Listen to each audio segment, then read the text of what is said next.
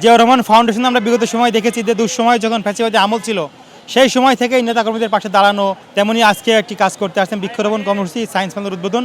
দেখুন, জিয়া পরিবারের প্রত্যেকটি সদস্যই বাংলাদেশের জন্য, বাংলাদেশের মানুষের জন্য, বাংলাদেশের গণতন্ত্রের জন্য, জনগণের কল্যাণের জন্য প্রত্যেকটি পরিবারের প্রত্যেকটি সদস্যই নিবেদিত প্রাণ।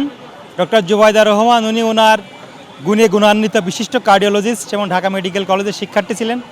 উনি তারেক রহমানের সহধর্মিণী। উনি আজকে জিয়াউর রহমান ফাউন্ডেশনের ভাইস প্রেসিডেন্ট হিসেবে দায়িত্ব পালন করছেন। শহীদ প্রেসিডেন্ট জিয়াউর রহমানের ৪৫তম মৃত্যুবার্ষিকী উপলক্ষে ১ মাস ব্যাপী জিয়াউর রহমান ফাউন্ডেশন বৃক্ষরোপণ কর্মসূচি করবে।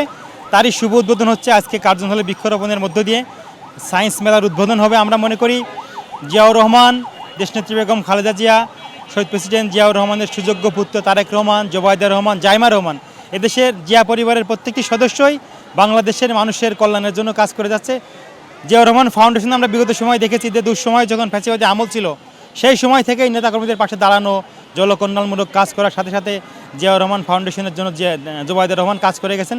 তেমনি আজকে একটি কাজ করতে আসছেন বৃক্ষরোপণ কর্মসূচি সায়েন্স মেলার উদ্বোধন। আমরা সাধারণ শিক্ষার্থী যারা ঢাকা বিশ্ববিদ্যালয়ের আছেন, ঢাকার ভিতরে যারা বিভিন্ন শিক্ষা প্রতিষ্ঠান শিক্ষার্থীরা আছেন, তারা তার এই কার্যক্রমে অনেক আগে থেকেই উজ্জীবিত।